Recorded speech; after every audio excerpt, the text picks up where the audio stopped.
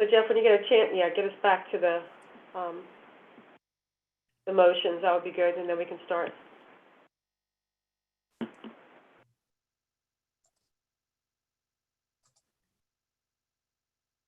And you working on that? Yes, ma'am. Getting there. Oh, excellent. Okay. So I'm going to call the today's Board of Supervisors meeting on February 16th, 2022 to order. Franklin Township Board of Supervisors. Okay, let me start again. So I, Donna D, will call the February 16th, 2022 Franklin Township Board of Supervisors meeting to order at 7:04. In attendance via Zoom are Supervisors Morris, Johnson, and I'm not seeing Dawn yet. And I know Dave will join us a little later. Dawn Also just in signed on. I'm sorry, is Dawn here? Dawn just signed on. I apologize. Oh, excellent. Okay, so then I should say, and Dawn Dowling. Also in attendance are Solicitor Mark Thompson, Interim Township Manager Jeff Eastburn, and Township Secretary Sarah Patton. And how many members of the public? About 5? I'd say close to 11. Okay, now I'm not seeing them all. Okay, then we'll go with 11. I'll go with you. Can we start off with the Pledge of Allegiance, please? All right, Pledge Allegiance to the flag. United States of America, and to the republic for which it it stands, one nation, under God, indivisible, with liberty liberty and justice for all. All right, I just want to let the public know that we had an executive session on February 15th to discuss ongoing litigation. Now I'll open it to public comments. This public comment can include any comment relating to the agenda items. We want to give everyone who wishes the opportunity to speak that opportunity. Even though we're meeting virtually, you still must state your name and whether you are a resident of the township or a non-resident taxpayer in the township. If you do not identify yourself, your comments will not be included in the official minutes. So do we have any public comments? All right, not hearing anything, I'll move on to the next item. We're going to talk about the general code recodification. I hope the board remembers that I thought it was last year, it could have even been the year before, but we started a process where we went through our current code or current ordinances to look for areas where they maybe weren't aligned with each other. We looked for areas maybe where there were duplications, and we also talked to our solicitor to make sure that what we were doing made sense. So it was really an important initiative to make sure we were aligned and consistent across our ordinances. And that process is complete. And now I'd like to discuss with the board what we do next, because I think there's 2 options, and what to do with this aligned ordinance book. And Mr. Mike Peters from General Code will talk us through the options. So can I just turn it over to you, Michael? Absolutely. Can you hear me? I can hear you. Yes. Yes. Excellent. Well, thanks for this opportunity. I do appreciate it. And what I'd like to do is provide just a little bit of background of what brought us to this point, and then I'll explain what's at hand for the township as it relates to this project that we've proposed here. So in 2016, the township had as its codifier, meaning the company that maintained your code book, the gentleman that owned that company passed away. And General Code came in, and at that point, we accumulated many of the customers of this company. It was called Key State Publishing. And I worked with your then manager and then secretary, Joan McVoe and Sharon Norris. And General Code came on board to work with the township to bring your existing code book and to put us in a position to maintain it and to add new ordinances. So that's what we had done for several years, with success, I presume. I mean, I know that Joan was happy with the work that we did, and I hope that the rest of the township is as well. Your code book is displayed online, and it's a fantastic resource for staff, residents, and your business community. But there was a certain doubt in Joan's mind, as I recall, that there were certain things about the code that she thought maybe weren't quite right. And I liken this to when you're driving your car and you sort of have a sense that maybe you're on the verge of needing brakes. Maybe your windshield wipers need to be changed. You might just have this sense that I need to bring the car in because I think that there's some things that are wrong and they should be addressed. That's sort of what Joan contracted with us to do before she left the employ of the township. She, and presumably had board approval at the time. I think this was back into 2018 to execute something called an editorial and legal analysis. This is where an editor at our company sets about to read your entire code book. And we had presented back to the township, to Joan at the time, our report. And again, we call this an editorial and legal analysis. And what we identified were various instances within the township's code book where there were conflicts and inconsistencies. Perhaps areas where the township had actually contradicted itself in its own legislation. We also identified areas where changing state statutes had rendered some of your ordinances no longer in compliance with the state.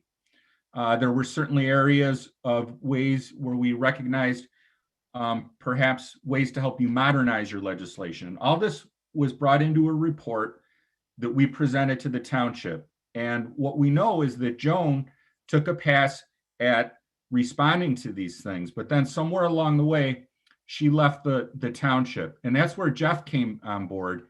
And he identified that, there was perhaps some loose ends on something here that needed to be tied up. And we started a conversation. And I told Jeff, I said, I think what you need to look for, Jeff, is some sort of file where Joan may have consolidated all her comments on our findings. And sure enough, he found it and reviewed that with the solicitor and then sent it to us. And so what we did then is we looked at all these things that were, that again, we identified problem areas that we identified that the township has responded to. And then we examined the work effort to figure out, all right, what's it going to take for us to take all these changes, update your code book, republish it in print and online, and provide the township with an adopting ordinance that specifies all these changes so that you can adopt all of these changes in one fell swoop, and you will have essentially tuned up your code in the same way that you might tune up a car. So that's the proposal that the township has before it right now. And I had made a comment earlier to Jeff indicating that there's another track that you could take. And I think that that's what caught the attention of some folks on the board, is to say, well, what's this other alternative? How else can we make these changes in the code? The other way that you could do it is by you keeping that report and then creating your own legislation to remedy those concerns. You would then have to advertise for those changes, adopt an ordinance, and then send that ordinance to us, or ordinances plural, and then we would go in and make the changes to your code and send you the replacement pages that you're used to getting when you do a code update. So the problem with that is we can't really price that out yet because we don't know what you're going to present us with. What we're doing here is we're taking that book, and we know that we already know what we need to do based on your feedback to make these changes. You don't have to advertise for it yet until we actually update the code book. Then you adopt the code, and that will include all those changes that you would elected to make. So you just have to advertise once, and you can adopt the code, and then you're good to go. Your code is in good shape. But what some other communities do is they take that book that we submitted to them, and they make all their comments, and then they just go and legislate on that stuff on their own. Sometimes they do it slowly, piecemeal over time, and over the course of years, send us those changes, And again, we supplement them into the code, but it becomes more of an ongoing process. If you do this project as we've outlined in our proposal, you're really putting a punctuation mark at the end of it and wrapping it up in a bow and finishing the whole thing, and then you move on. There's no loose ends. If you choose to do it all on your own, again, you have to regroup, you have to legislate to make those changes on your own, and then send those things to us. In the end, it's going to cost you more. Typically, it does. And again, to me, the real value here is that we have what we need. We can just dive in, make all these changes, republish your code, you adopt it, and you're done. Michael, can I ask you one question? And I'm embarrassed because I should know the answer. Do you know what we paid to do the initial analysis, to do the editorial and legal analysis? Do you have a sense of what that was? That's something that I could surely look up for you and get back to you, Donna. I'm going to guess that usually the report itself usually costs somewhere around $4,000 to $5,000, maybe $6,000, depending upon the size of the code. I think yours was a fairly sizable code book. So, Yeah, I think we maybe paid about 6 or 7. Yeah. And it had been a while since we had done this, so that's right. That's why we did it. Okay. What I'm going to do, if that's okay with everybody, I'm going to make the motion, and then we'll open the discussion, and then the board can, ask questions. And Michael, you'll stick with us, and we'll work our way through this. Yeah. Of So I'm course. going to start off with the motion. So I'm making a motion to approve the general code recodification for a total price of, $8,892. Plus $560 for the 20 standard imprinted post binders. Could I have a second for that? A second. Thanks, Nancy. Let me open it up to discussion. What are you thinking? We've done the work, or actually, General Code has done the work to get us to this place where we had areas that weren't always in agreement. We've gotten to a place where those changes have been identified. We have a choice to do one change once, advertise it once, get the approved once, or to do it piecemeal. So, Donna, one comment that I would make is that the township has already made a significant effort already in responding to that. That shouldn't go unnoticed. And I want to shout out to Jeffrey, by the way, on that, because I know that took some time for him to uncover the work that Joan had done and to review it with your solicitor. right. And we also want to call out Mark, because Mark was Yeah. with Jeff on this. Yeah, maybe I could chime in and just add to what Michael had said. Yeah, when originally Joan had been presented by General Code with a document that I want to say it was about 60 pages long, identifying inconsistencies and issues that needed to be addressed in the current codification, which I believe was the document which General Codes had taken over from key states. That's correct. Let's say in 2015, I think. 2016, 17, yeah. 2016.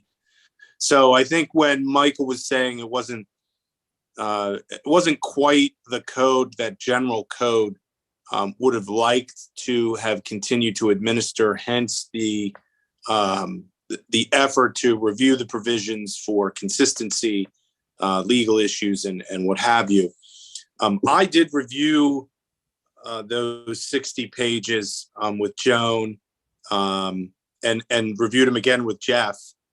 And there were a host of questions and words that needed to be changed, and menu items of ways to enforce different types of ordinances. So of that 60 pages, we were able to basically answer all of General Code's questions. And then the issue comes down to what do we want to do with the document that General Codes have presented? And I think that's so just to echo what Michael had said, the township could recodify its ordinance, I think, which is the menu item that, Don, I think you made the motion on. The codification process is set forth in the second class township code. We have a book. The book is available for, I think, a month. We pass a very simple ordinance that says, here's our new codification.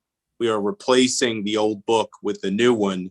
And that is the way that I would see, if the township said, we have all these changes that have been recommended, we'd like to make them. That is the way that I would recommend making those changes. The other way being handing me the 60 pages and me creating an ordinance that could be 60 pages long. And then that would be noticed in a newspaper. I don't know what that would cost. It would probably cost a little bit of money, and it would cost, funds to generate that ordinance. And then we would give it to general codes, and then general codes would insert all the different pages into the book. And I don't know how much that would cost, but that would be if the township said we want a menu and we want changes A, B, C, and D, but we don't want the rest of them. But I think the codification, if the township wanted to move forward with all of the issues that general codes had raised, that's my recommendation on how to do that. Well, so my two cents is we started this project because we had a lot of inconsistencies that needed to be addressed. I would also agree with doing it in one fell swoop rather than doing it by piecemeal. So I fully support this. Michael, can I ask just a quick question? Yeah. The 20 post binders, does that Yeah. mean we get 20 books, 20 new books? Yeah. Ready to well, go? We're going to get 20 new books. I believe the binders were added as an option. Yep. And here's why. I think that, all right, let me back up here for a second. Jeff, can you picture the current code books that you have at the township? I can picture them in my mind. Or is it a, blue. What color is the binder? Blue. Blue. Okay, so back when we first took over your code book, as a means to save some money, we just provided you with the text of the code book and you put it in your existing binders that you had from Key State Publishing. After several more years since we've done that, your existing binders may be a little bit beat up and they didn't use the best binders. Sometimes they would fall apart. I think that $560, I'm not actually looking at your proposal right now, but the way Donna had broken it out here, I'm thinking that we offer that as an option. Yes. In case you felt that your binders were getting a little shabby, you could replace them. And they would then say general code on it and they'd be, and they're nice sturdy binders. But if you don't feel you need them, you could just strike that option and you don't have to pay that $560. I know my binder's fine, so maybe each of us can look at our binders. I guess some use them more than others. Yeah. Jim or Dawn, do you have any comments on this? I'll just say that the only question I have is, what is the timeline? Maybe Michael can answer that for me. So if it's approved, which I have no problems with it so far, it looks like within 30 days of the approval, that's when you start the project, and then within 90 days of that time, you submit it back to us to review. Yeah, I'm struggling to get out of Zoom here because I actually had the contract open. If you can bear with me. Oh, here we go. Yeah, I want to look at the performance schedule here. Yeah, within 90 days of contract signing, we'll provide you with your draft. So we're reserving 90 business days to put this material in the code and then give you a draft to have a look at it, make sure that you're happy that we've done everything. That we typically view as a pro forma review, meaning we'd be confident to actually go to publication with that, but we'd like to give you one last chance to take a look at things. And then when you approve that, which we hope you would do quickly, then we'll go to print, and within 40 days, we'll have your new codes. But if you didn't get the binders, I'm guessing that might be a little bit quicker because the binders take some time. Great. Dawn, any questions for Michael? No, I always like to do things in one fell swoop if it's possible, so I agree with Nancy on that. Great, great. All right, so any other comments, any questions? If I ask a question, so Michael, you would be producing the new code and then the township would then be enacting it through a codification? Is that? Yeah, at the end, we provide you with an adopting ordinance. Yeah. Which again, I've lost the screen here, so my apologies. I'm talking to the solicitor now, right? Mark, was it? Correct, yeah. Yes. Yeah, we give you a framework. Well, actually, it's very detailed. And you would fill in, I think, some of the beginning wherefores and whereas, but the real meat of the thing, which includes something called Schedule A, which you may be familiar with, is where we enumerate all the changes that you elected to make. So they're identified within the ordinance. And then, yeah, you sort of review it and there's a couple finishing touches as a solicitor you would put on it. And I think we provide instructions for that. And then, yes, you advertise for it and adopt it. Yeah, so the way the codification works is, and I'm just speaking generally to the board, is you just have the table of contents of all the sections of the code, rather than publishing every single section and every single provision. You just publish, here are all the sections that, here are all the, I'm not sure if general codes calls them chapters. Yeah. Here are all the headings, and then if anyone wants to view the new codification, they can come into the township and do that, or view it at the website. So it's a fairly simple process. Well, this was a very helpful conversation because I know I had a lot of questions for Jeff. So, Michael, I want to thank you for that. Since we have no more discussion or questions, I'm going to turn this over to the vote. So, all in favor of spending the money that we talked about, please vote aye. Aye. Aye. It looks like 4 of us. Anyone opposed, say nay. All right, the motion carries 4-0. So thanks again, Michael. This was very, very helpful. We appreciate your time and enjoy the project. Sounds like you have a little bit of work to do. Yeah, it's my pleasure. I really appreciate your time and interest. And Donna, if it sounds like the township is ready to move forward with this, all we need is the signed signature page, which you could scan and email to me, and then I'll get the ball rolling for you. Thank you. Yep, We we appreciate can do that tomorrow. Fantastic. Thank you so much. Thank you. you. Thanks, Have Mike. a great night. Bye-bye. All right, Nancy, let me turn it over to you. Yep, I'm going to go ahead and we're going to discuss the minutes from January 19th, 2022. We're voting on the Board of Supervisors meeting minutes, version 1 from last month, not January 19th. So the motion is, I make a motion to approve version 1 of the Board of Supervisors meeting minutes held on January 19th, 2022. Seconded by. I'll second it. Okay, thanks, Jim. Discussion? I think they're great. And I'm so pleased that there's only one version. We used to go through so many versions. Yep, they're very complete. They look great. Oh. Okay, then if we're ready to vote, all in favor say aye. Aye. Aye. Any opposed say nay. Motion carries 4-0. Great. So let's move on to the, looks like we're moving on to reports, the treasurer's report. So that's you, Dawn. Okay, this is a comprehensive monthly report of the township financials for the month of January 22nd and year to date. I'm going to make a motion that the board approve the January 22 treasurer's report, which includes the following disbursements.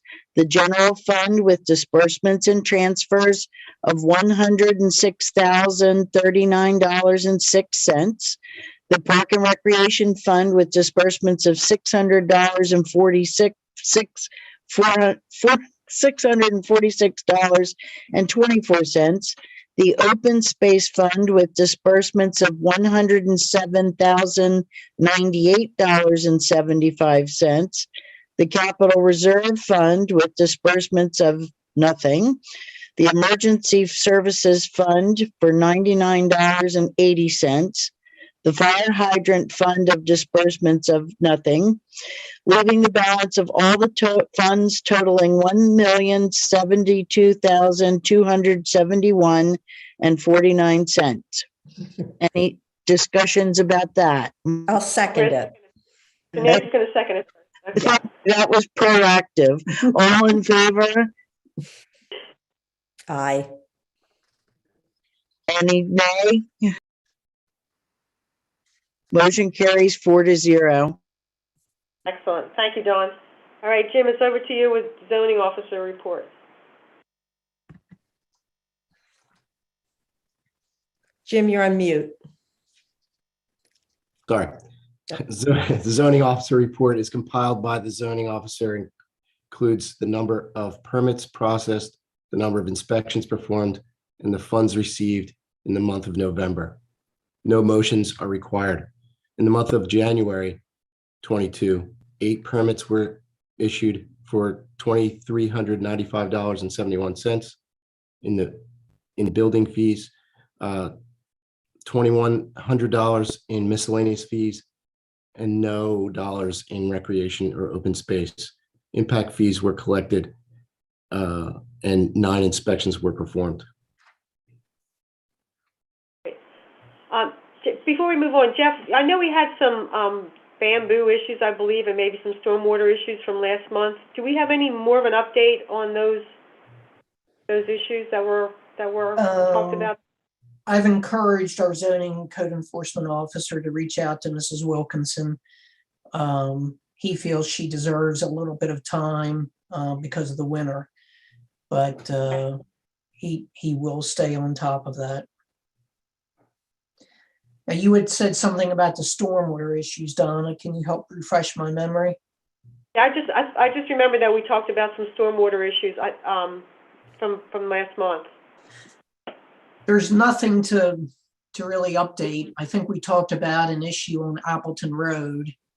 Right. And that person has been directed to PennDOT. But if you or the board have any other questions, please ask me. Okay, great. All right, we'll move on. So it's actually mine, so I'll take the next one. So it's the PC. So there was a joint PC and board meeting on December 2nd, 2021. Do we have someone here to give us a report? Do you know? I would say not. Mr. Gontars may have forgotten. Do you remember, Jeff? Were you at the meeting? I know Dave usually attends the meeting. No, I was at the meeting. The Avon Grove Charter School did present their plan. I thought it went very well. The review went very well. They are going to keep the water on site now and not do the piping under Peacedale Road or 896. The Planning Commission seemed very pleased with that. We anticipate them bringing in another revised plan here shortly for the March meeting. The other issue is the green ordinance. They did go through that again. They do have some revisions. Pete will be making those revisions and we'll probably be addressing that, I'm hoping, for the final time at the April meeting. We wanted to skip the March meeting due to the fact that we're going to be dealing with the school again, and then also the start of the comprehensive plan review. Right. And that was at the request of Mr. Hoffman for April for the green ordinance. Jeff, just for the public's sake, when we say that we're going to keep the water on site, can you explain what that means? Essentially, they're going to have a pit, underground pit, where that water will infiltrate into the ground. Yeah, in that front area. In that front area. And again, they'll have to meet township zoning ordinances, and they'll have to meet any restrictions from the conservation district too. Great. Thank you, Jeff. Thank you. And that's a good thing, right? To keep it Yes. on? Mhm. Yeah. It's a good thing. Yep. Mr. Phillips was smiling from ear to ear.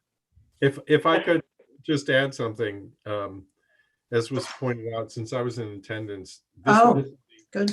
yeah, it actually result in less runoff Yep. than was originally envisioned, since it would have gone into away from the property. Terrific. Okay, good. All right, so I'll turn it over. So Dave's not with us, so I'll just give the introduction. So the FSA report, is Jim Germain with us? Yes, I am. All right, Jim, let me turn it over to you. Okay, thank you. Tonight will be the final report that FSA will be presenting for the 2021 hunting season. Real quick, not a lot to talk about tonight, but membership has remained unchanged throughout the season. All hunting has formally ended as of January 29th. So archery, shotgun, everything is closed, in line with the Pennsylvania Game Commission seasons. Parcels, there's nothing going on interesting that I am aware of. The season hunting signs that we post along Crosston Park and Franklin Preserve, I had planned to get them down. I've just been under the weather last couple of days. I haven't been able to get out there and do that, but we will get all our signage down for this season. From a harvest report standpoint, there was a total of 12 deer that were harvested during the 2021 season, a little bit less than the 15 that was taken in 2020. Not sure why, but it just is what it is. I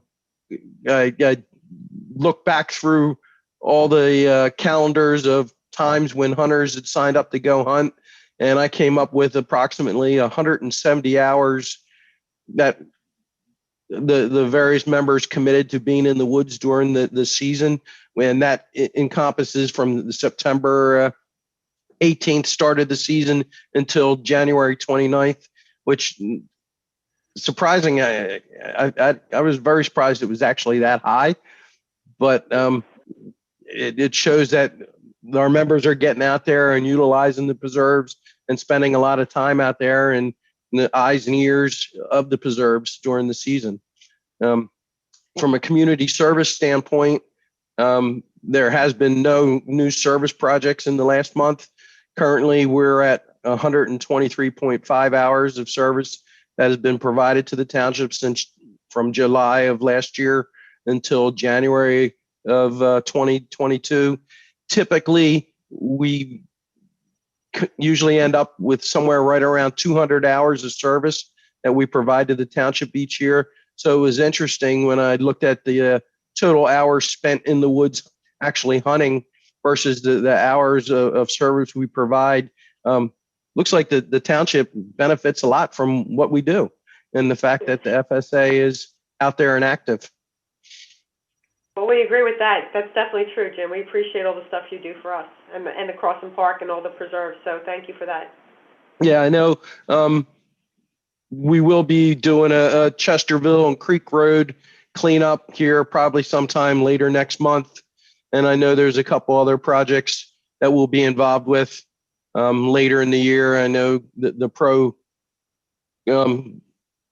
is looking at doing a couple things, maybe another movie night later in the year and some other events, and EMS event later in the year. So, and we were already working to align ourselves to provide additional services during those events to the township. So our hours should look pretty good a little bit later here in the year.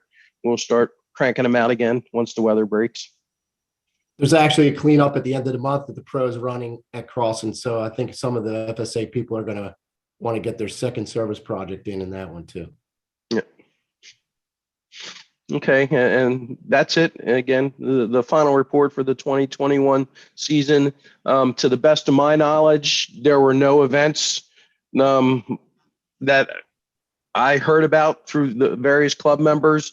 I think it was a very good, successful year. And we look forward to continually working with the township. And thank you for allowing us to get out there.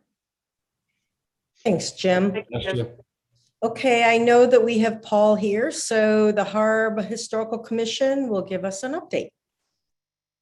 Thank you, Nancy. I want to start with an apology. Is my video on? Yeah. Okay. I had intended to make this report at the February meeting, but or the January meeting, sorry. But I was out of the country and I'd assumed Zoom would work. And I discovered at the very last minute, literally seconds before the meeting started, that because I was in a foreign country, I was not allowed to log in and I did not have a VPN working.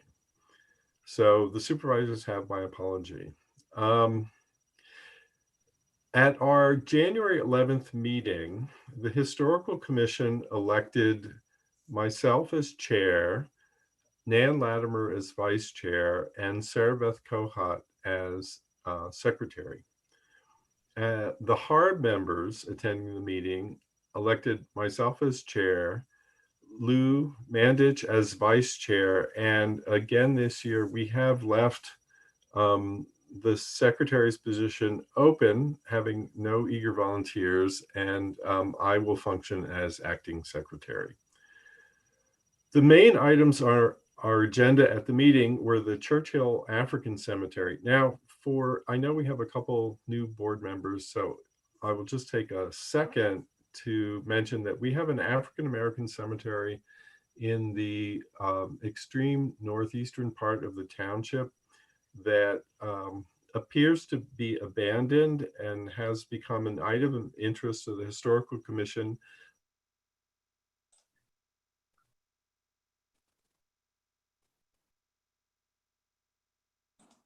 He freeze up. Uh-oh. I thought it was me. It's Just give Paul a minute to, maybe it'll catch up. Poor man. Paul, if you can hear us, your screen is frozen.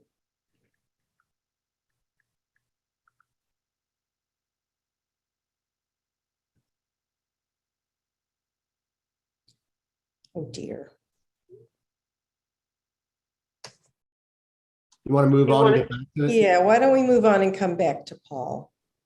Okay, so we're going to move on to the pro. And so, Greg, I think you're up for an update. Yep. Can you hear me okay? Can hear you, yep. Okay.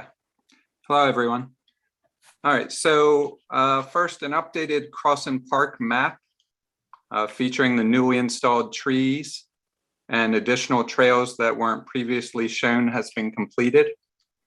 The map has been uploaded to the website and posted at the bulletin board at the park. Great. The Pro Board has created a Friends of Crosston Park and the Preserves of Franklin Township Facebook group. So this group is going to serve as a hub for events, volunteer opportunities, info, photo sharing, that kind of stuff of all the Franklin Township natural areas. We've got a good following in there, and I recommend if anyone's on Facebook and hasn't joined to join the group. The Franklin Preserve Trail Edition. This is in reference to the small loop trail over in that 7-acre parcel. It's been roughed in by our volunteer, Matt. It's still needs some cleanup, so it's not completed, but again, it's roughed in there. So next, Easter egg hunt and the Easter bunny at Crosston Park. So Jeff has come up with a great idea of having an Easter egg hunt at Crosston Park with a special appearance by the Easter bunny. This event would be held on April 9th with a rain date of April 10th. We've confirmed with other townships, some other townships, not all of them, or not all surrounding townships, and local churches in the area, and have not found any other competing egg hunts on that day. So that would serve as a good day for it. We also put out a feeler on the township Facebook page and the Friends Facebook group. just to gauge the interest. And we currently have 26 interested people, the last I checked. So in my opinion, that seems like a good amount, good enough to go forward with this event. We were still gathering costs prior to me sending in this agenda, but cost estimate for this would be $100 for the bunny costume rental and $105, and that would be per 500 eggs that would come pre-stuffed with candy, 4 different types of candy, and each egg would have 2 pieces per egg. So, roughly we would either do, 1 package of the 500 or another package, depending on what we expect as a turnout. Jeff also received the verbal go-ahead from PICO for the grant to proceed with another movie night this year at Crosston Park. It's going to be held this upcoming summer, so a little earlier than the last one.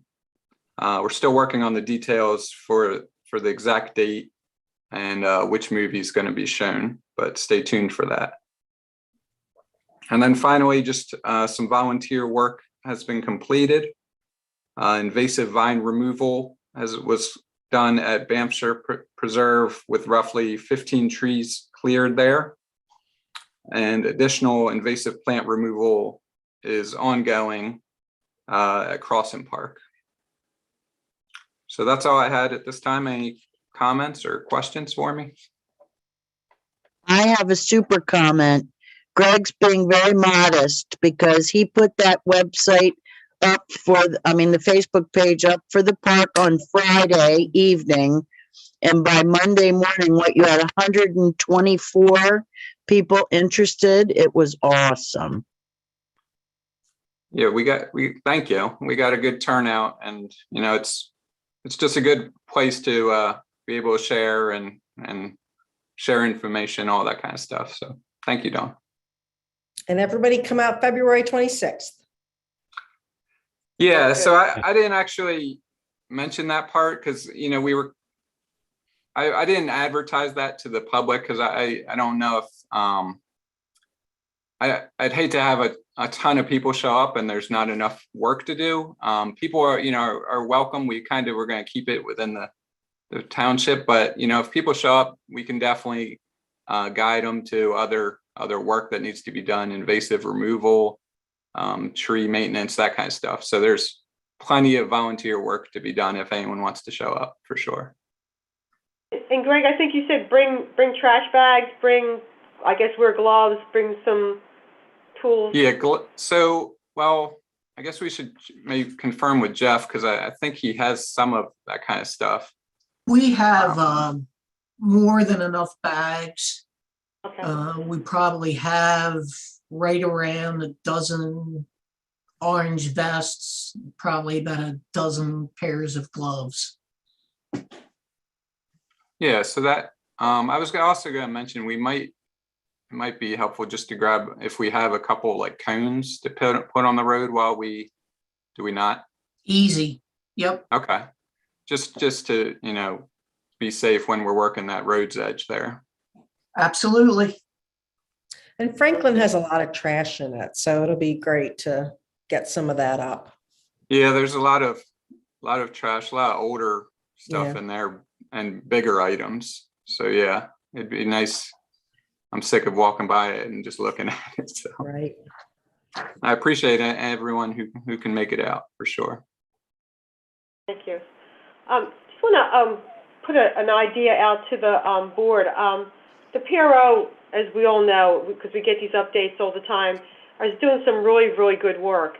And not only do they do work for the park, but they also do work in terms of working with people on easements or just giving people some ideas of how to preserve their land if they're interested in doing that. So they're a fantastic resource. And I was talking to Dave about maybe an idea of us getting even closer to the PRO by having one member of this board sit with them and and I know, Dawn, you go there a lot, but maybe having an official position, not a voting position, but someone who will go to the PRO meetings and then bring information back, or maybe even talk to the pro and say, maybe this is time that it's a good time to bring it up to the board. We need to actually make this an agenda item. So I volunteered for that, just so in case people are wondering. But I was just wondering if we as a board could talk about that and maybe get folks' reaction to that.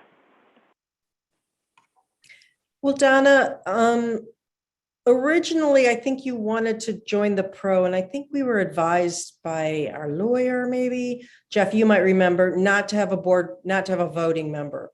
Any board member can join the meetings, just not a voting member, because, we're going to vote later. It's not appropriate for us to vote before it comes to the board. And then I'd also say that there are often sensitive topics that if I were the landowner, I would not want raised publicly until the landowner gives the okay.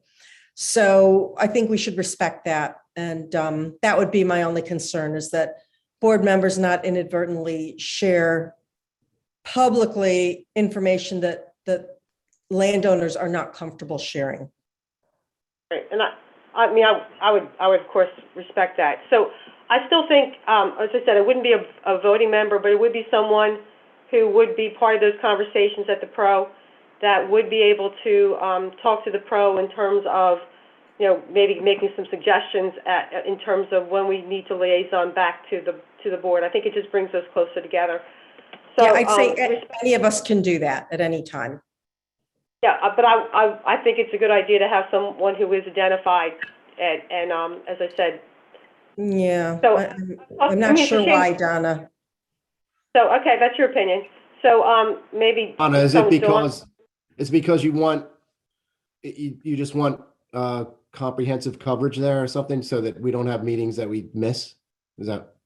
I feel sometimes that I don't know what's always going on. I think it would be very helpful if there was that liaison that could bring information back when appropriate to the board, or also even more importantly to say to the pro, maybe it's time to bring this to the board. So just that liaison position. Well, we have a former board member on the pro, and we have Greg, and Greg comes every month. So has something happened that has prompted this? Oh, yes, I am concerned about things that are going on regarding some easements or some discussions that I feel like we're I don't know what's going on. I thought it would be helpful if someone from the board would actually sit with the pro and actually have a formal position, not a voting position, but would be recognized as a member. Well, my vote on that. That would be no. Okay, that's all right. Well, we can vote on that. David's not here today, so maybe we'll put the vote off to the next meeting. We can think about it. But I just think it would be important to bring us closer together. And actually, I think Paul Overton suggested it. Paul, I don't know if you remember, but I thought you said it might be a good idea to have. I don't want to put words in your mouth, Paul, but I thought maybe you had suggested that might be a way to help people feel they're not hearing everything, to actually come and attend a pro meeting and be able to bring that information back. Okay. I don't know if Dawn or Jim want to comment. I'll let Paul go first, since you addressed. Go ahead, Paul. Yeah, I don't mind having a liaison, but it sounds like your initial concern, though, Donna, is that you're not sure what's going on at the pro. And then I was thinking while you were talking, maybe just like Dawn, you just attend the meetings and then you would hear everything that we know, because we don't really, we just have the meetings once a month. So it would be you attending. But and the meetings are open, aren't they, Paul? Are the meetings open to the public? Sure. Yeah, Dawn attends them. Dawn's been going since like a year ago. So Donna, maybe attend them. I want to be able to get, just like we do for the board, I want to get the agendas sent to me. I want to get any kind of electronic, any kind of emails, or not emails, but if you have documents that you want your pro members to look at before they come to the meeting, I would like to get a copy of those so I could actually be a very active member of the pro. Yeah, I don't mind, Donna. when we first started, we said we needed a point person. And that was kind of Dave. He was our point person, like our supporter or our sponsor or whatever you want to call it. But he's kind of taken on a lot of different roles now. And so, I wouldn't mind that. We can see how it works out. Okay. I appreciate that. But I guess we have to wait till Dave gets back. It's not really my decision. Yeah. And I just am so concerned. I know if I, as a homeowner, went to the pro and wanted to talk about whatever, putting a trail on my land, I would not want that made public until I was ready to do that. So that's my biggest concern, is that as a board member, you can't really bring anything back that happens in private, that is confidential between a pro member and a landowner. Until that landowner says, yeah, let's go to the next step with this. That's the only thing that concerns me. Otherwise, I have no problem with it. Well, we'll have to swear in Donna to the secret society. Right. Well, I totally agree. If you have to respect the confidentiality of what's being discussed. That's even true for board members when we talk about stuff in an exec session. We just you just have to do it. I mean, that's just the way it is. Okay. All right. But before we move on, Donna, I felt like we didn't finish the last topic. Greg presented the Easter egg hunt and the cleanup, and both of those items need budget. And did you guys skip over that, or we're going to cover it later in the budget part? Well, I don't have a motion prepared. I mean, I'm assuming we would support it, but we probably need a. Yeah, I mean, it's just a few $100, but I don't think a few $100 needs a motion, honestly. we just want, we don't want to, get in trouble. So, but we do need a decision on the amount. Like Greg did well, telling you it was $105 per 500 pieces. And we have I wouldn't go too light. What happened even at the movie night, there were people coming in from Delaware when they heard about it. Well, what I was going to say, Jim, is Jeff said that they did this Easter egg hunt years ago at Crosston Park. And Jeff, how many kids showed up? Can you remind me? It was somewhere between 200 and 300. Wow. So if we show up with 500 pieces of candy and each kid the bigger kids get 3 and the little kids get none. I was thinking the same thing. So I was going to ask for 1,500 pieces, meaning $300. I think that's reasonable, Paul. I don't think you're going to have.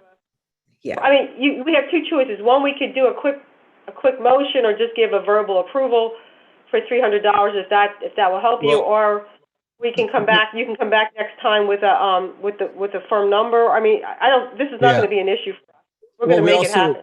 We also need to rent the costume, and I have no recollection of how much that costs. Jeff, I have to say. I think it's $100, and if the board agrees, I think we can just go with the sense of the board, and I speak to enough of you during the week that I'll keep you updated. Thanks. Why don't we just say we can vote on whether to spend $600 on the event? I would accept that. That's good.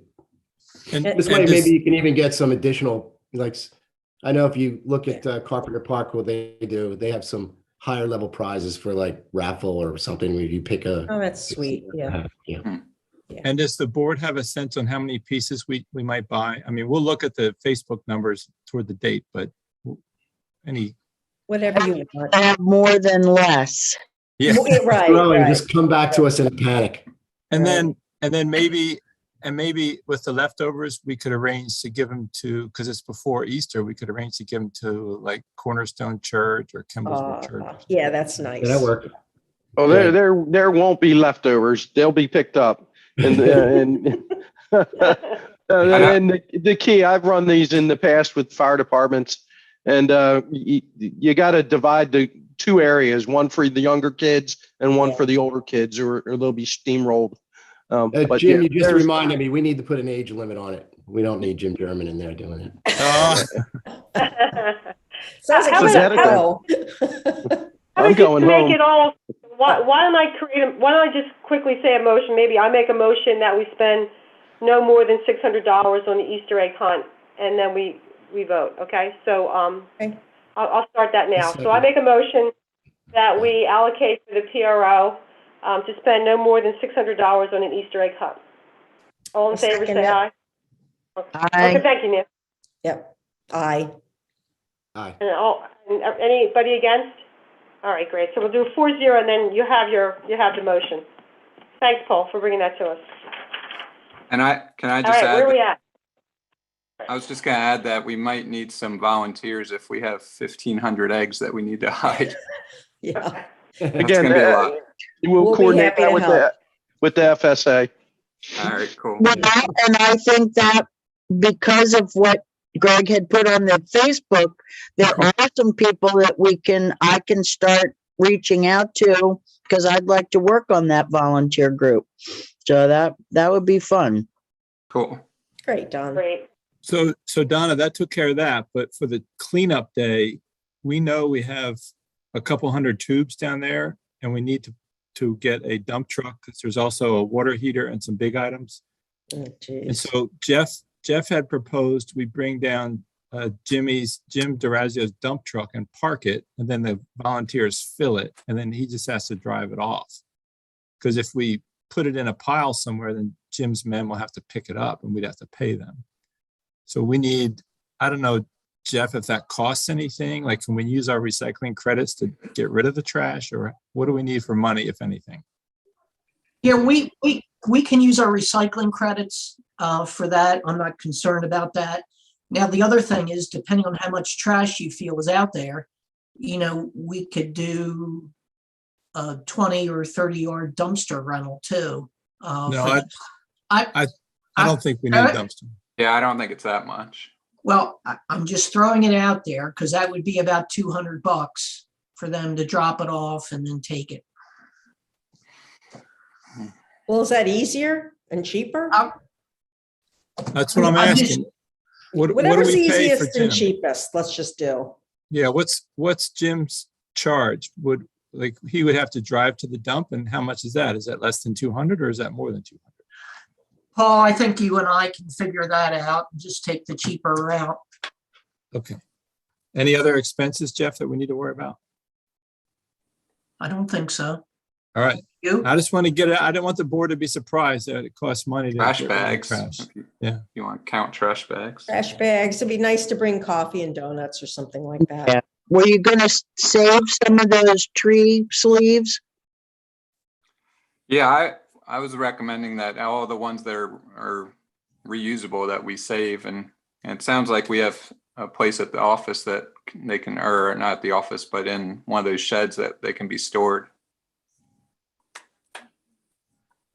We can reuse Right. those for future projects. Okay. All right, anything else? It sounds like we've talked about the egg hunt and we've talked about the cleanup, and seems like we have, Jeff, your work on what's the best way to gather the trash and make sure it gets moved out. So Yep. anything else we need to talk about from a PRO perspective?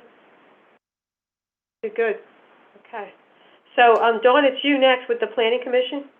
Well, Oh, wait, Paul's back.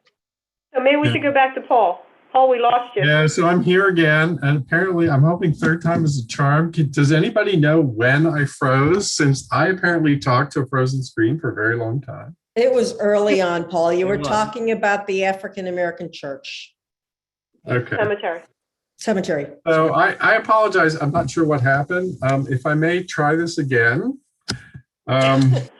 to do so, and I apologize for wasting anybody's time. So, so we are, there is an African-American cemetery in the northeast part of the township, and we have done research, and we are hoping to do a cleanup of the property in conjunction with help from the Sportsmen's Association.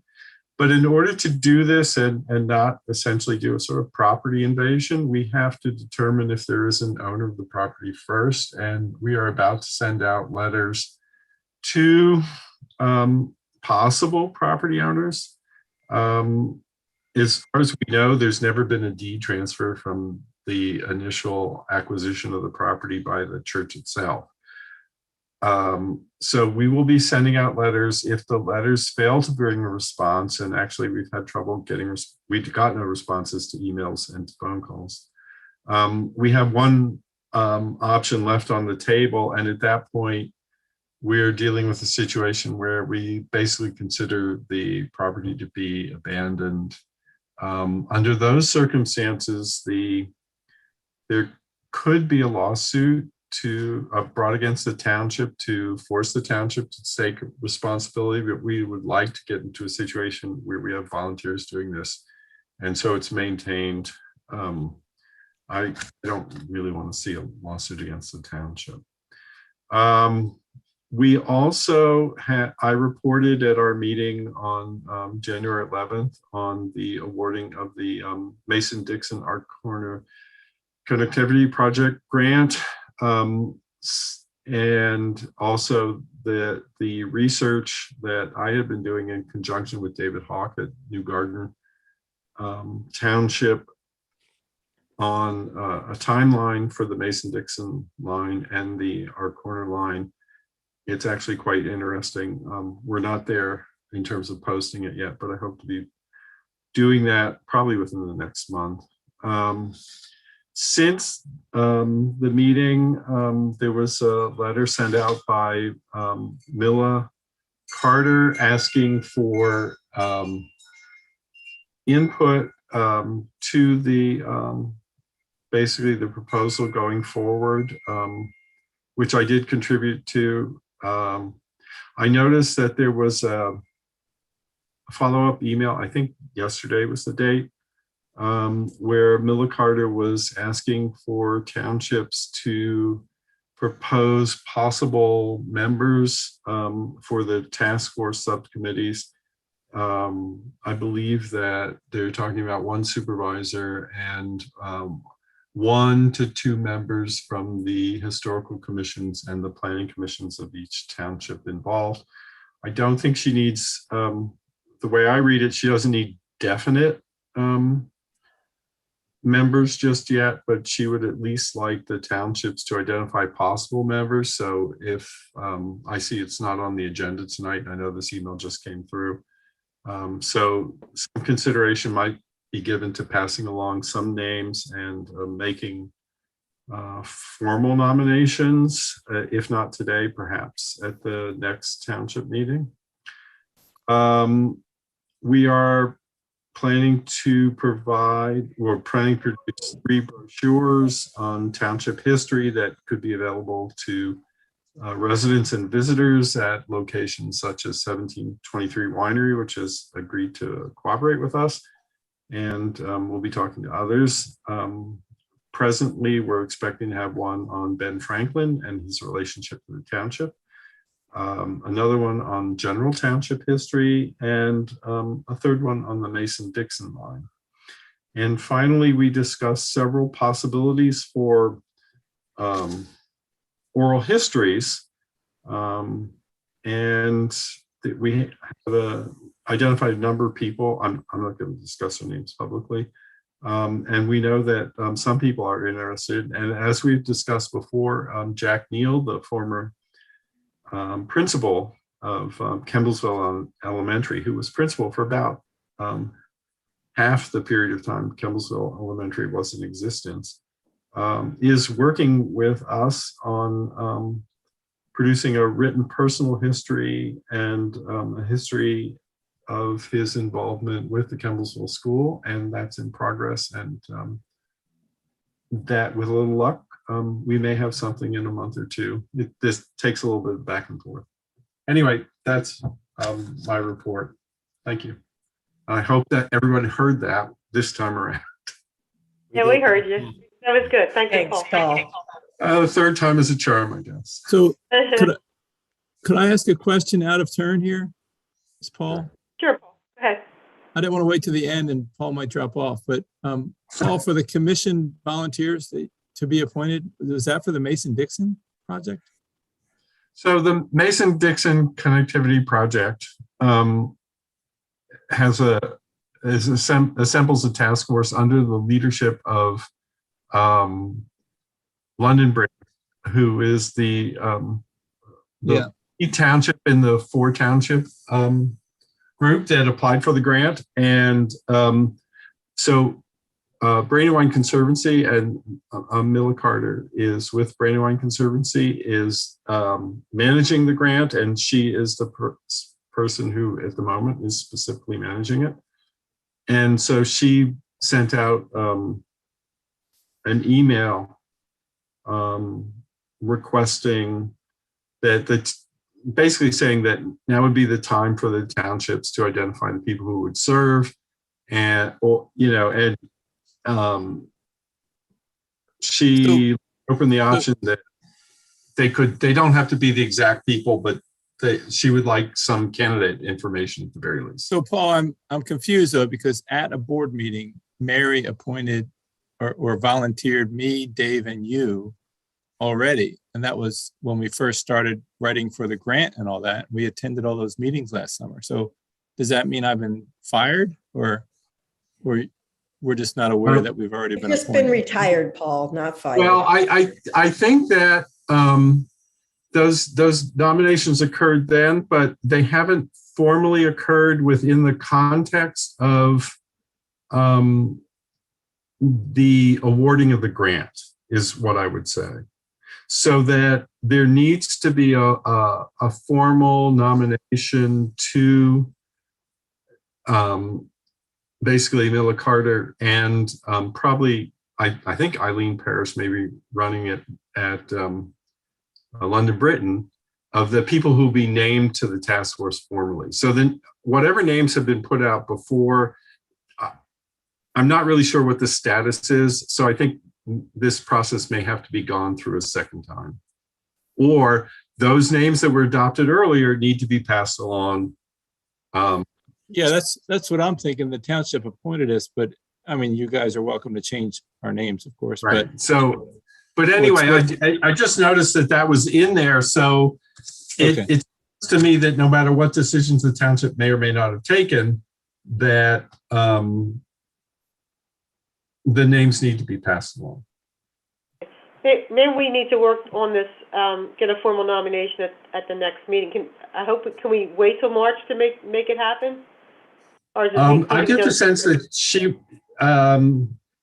the sense that she would like some sense of who might be nominated. So if there are a number of candidates, it's just sending names. I think it's more about keeping people in the loop prior to the formal convening of the task force. But I think it might be a good idea to have Jeff get in touch with her and ask specifically what she needs when, because the timetable was not clear from the email. I don't want to put words in your mouth, but I know that you've expressed some interest as a board member to be involved in this project. Thank you. Paul, that would take away from your participation, but I know from a board member's perspective. Well, I did talk to Paul about it, and I did say, I know he was the lead originally. I didn't know Paul Overton was also one of the leads. I would love to be involved. I don't have to be the lead. And I wasn't sure, but I did read that email that she sent, but it wasn't clear to me whether they needed a board member specifically or whether they just needed, somebody that was working on it. So they need a board member specifically, and then they need, the way it's set up, they need a member at a minimum from the Historical Commission or Planning Commission. Whether now, I know that Paul doesn't quite fit that, but there are opportunities to be involved on various subcommittees. So we may want more people involved beyond or outside the parameters.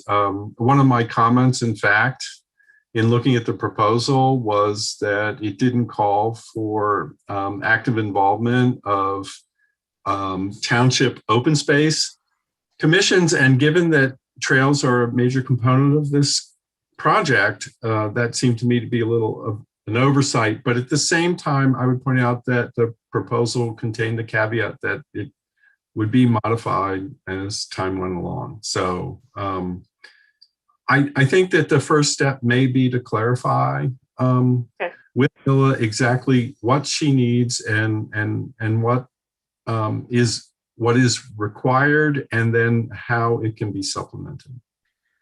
So Jeff, can you take that action to talk to women? 'Cause Absolutely. It seems possible that it could be a board member, Paul, you from the PC, and then Paul. I'm not taking away from anybody else if we have to look at this, but Paul from a trails perspective, it doesn't seem like that's out of the sense of what we could do, unless there's other people that have a strong feeling. But from a board perspective, Dawn, I'm not going to get in your way. I think this is something that you have a passion for. So my only comment would be it was Dave. And so we just have to make sure he's okay with coming off then. And he's probably okay with that. Yeah, I think. I'll never speak for a board member, but it's just my feeling that Dave wouldn't mind if Dawn did it. But I think it's nice for the board to distribute itself so that, we don't just have Dave on every committee, that we're able to have different faces and voices and perspectives. No disrespect to Dave. So it seems like he'd be fine with that. And Dave's gonna have a lot of work with the roads. That's his passion, yes. So we all have our passions. Excellent. That was great discussion. Paul, I'm assuming you've completed your update. Maybe we can turn to, what was our next one? Yeah, I'm looking forward not to doing this a fourth time. Yes, I'm done. You got it done. Thank you, We're on to Paul. Mark Thompson, I think. Paul, Mr. No, Lagasse, you may want to stay on for part of Mark Thompson's update. Oh, I'm not disappearing. I was just muting myself in my video. Yeah. Yes, sir. Great. All right. All right. So it sounds like you said, it looks like it's solicitor's update at this point. Did we talk about the planning? Okay. But didn't you take us through? Oh, maybe not. Okay. Planning commission? No, We already talked about. we already talked about it. Okay, PC, right? We did that before. Okay. all right. We just got on here twice. Maybe it was supposed to be the comprehensive plan. I don't know. Okay, it doesn't matter. But we're ready for business and the solicitor update. So Jim, that's you. Yeah, so Mark's going to talk about Lexington Point, 3327 Appleton, and the HC Harb draft ordinance with the Harb revisions first. And then Thank we'll you. talk about plan. Thank you, Mr. Johnston. On Lexington Point, the board did approve the contractor at the last meeting. I have been working with their attorney, Greg Edelman, to finalize the financial security, as well as to finalize the agreement to construct the revised wastewater treatment facility. We have several exhibits that need to be finalized, and I know Stan, in speaking with him today, he is in the process of reviewing what are called the shop drawings, which is the final design of the plant that Lexington Point proposes to construct. I know that he had some back and forth, and I'd given him some clarification. So we're hoping to put a final agreement in front of the board, hopefully at the March meeting, for the board to approve and sign. I'd say that's hopeful. I wouldn't imagine it would go any past April. I'm sure that Lexington Point is chomping at the bit to begin installing the drip tubes on the property. But we are progressing with that process. So Mark, this is really going to happen, right? It's getting to be real? It's going to happen. Yeah. And speaking with Stan today, he has had reviewed shop drawings, and there will be some resubmission of shop drawings, I understand, and speaking to Lexington Point's attorney, but those hopefully will be finalized, and the developer hopefully will be able to move forward with a project. We are very close to having the revised financial security in place. That almost took place, but we decided to split. A decision was made several months ago to split financial security between what is required for the development and what is required for the wastewater treatment.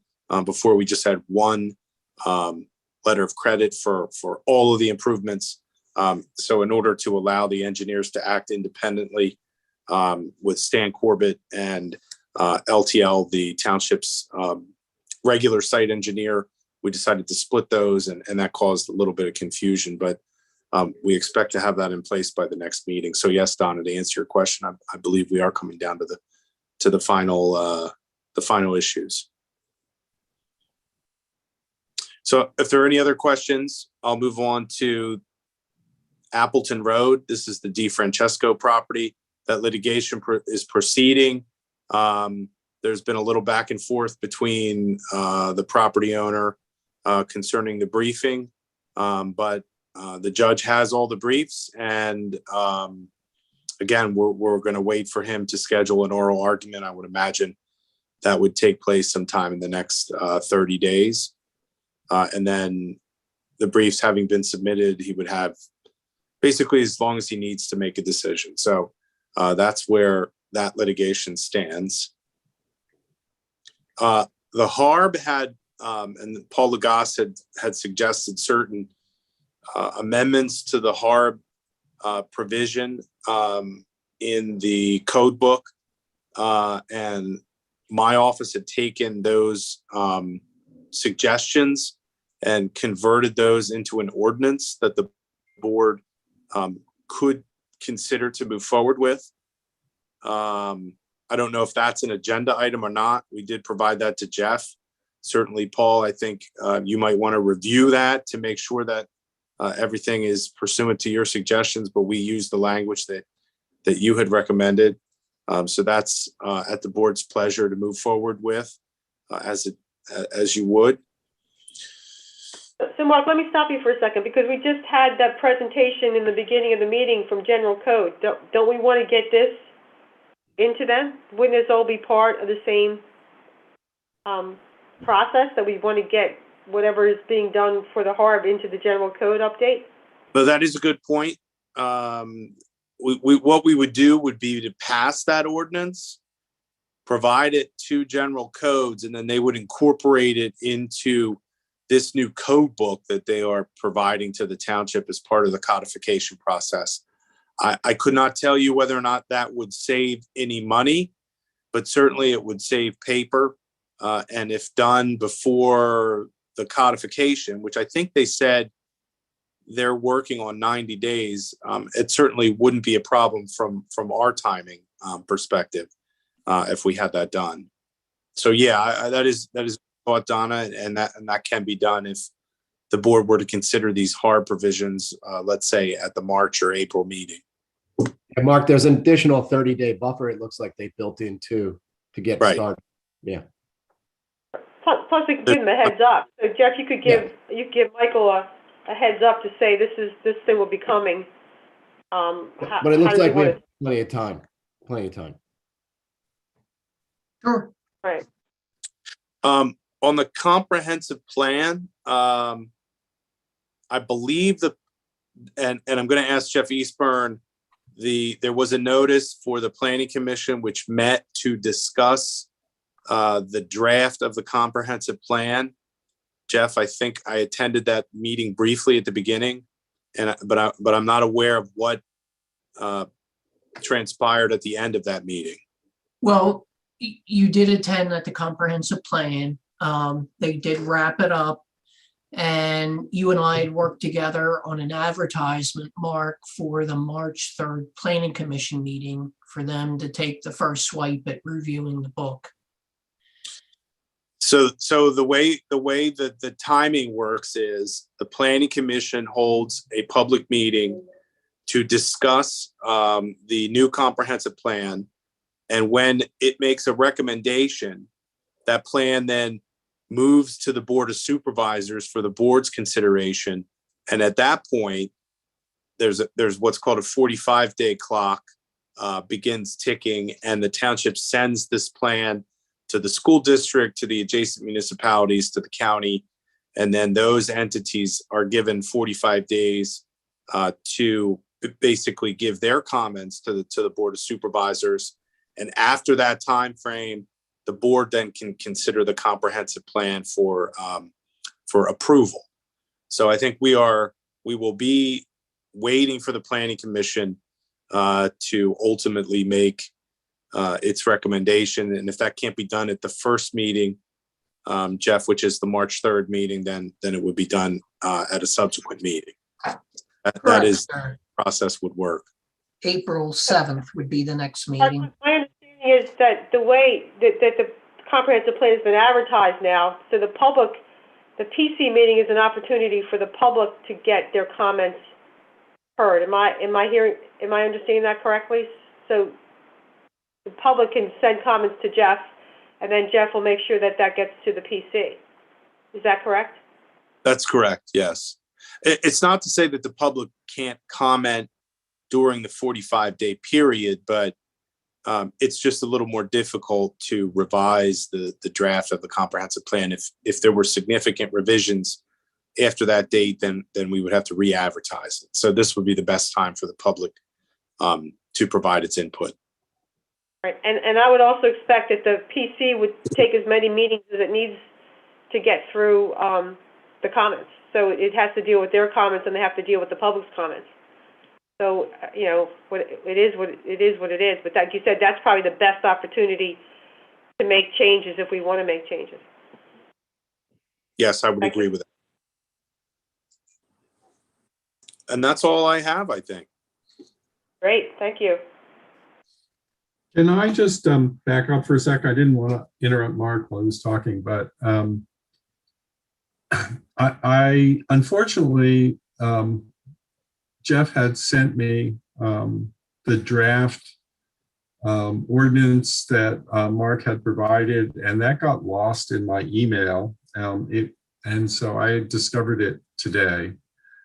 So I would just like to have an opportunity to look at that and just make sure that we're all on the same page with respect to that. I realize this is not going to be put on immediately today, but I would just like to note that due to it's getting lost in my email, I really haven't seen it. And No, we'll schedule it for the March meeting if that suits Mr. Legacy. Yeah, I will. That would be my first opportunity to comment, unfortunately. That's fine, sir.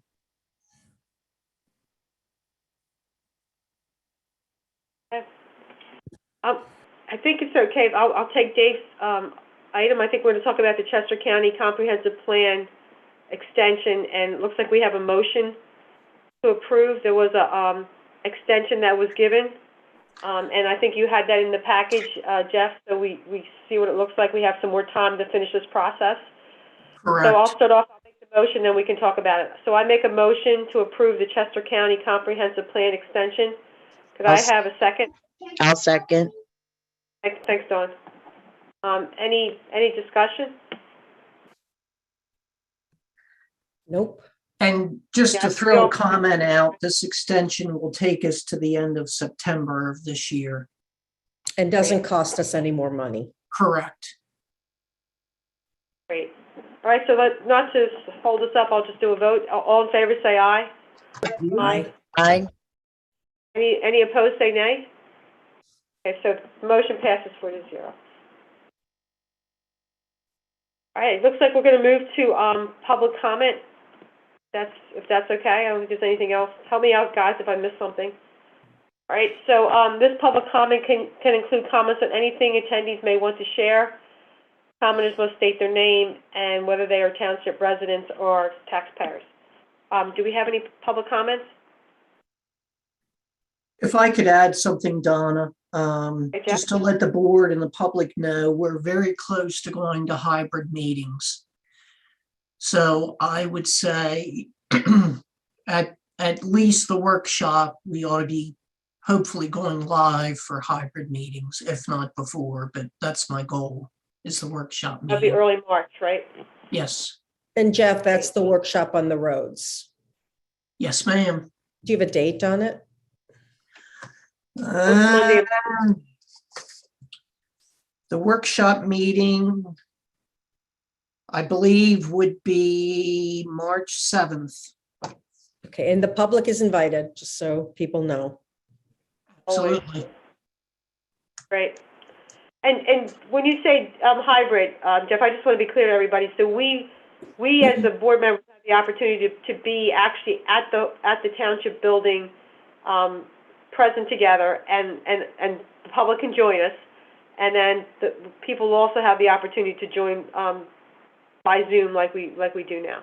Correct. Great. All right. Anything else? I think this is a record, 8:30. So, well done, folks. So I make a motion to adjourn tonight's meeting at 8:30. Any discussion? I hope not. All in favor, say aye. Aye. Aye. Any opposed, say nay. All right, we're good. All right. Thanks, everyone. All right. Have a good night. everyone. All right. Bye-bye.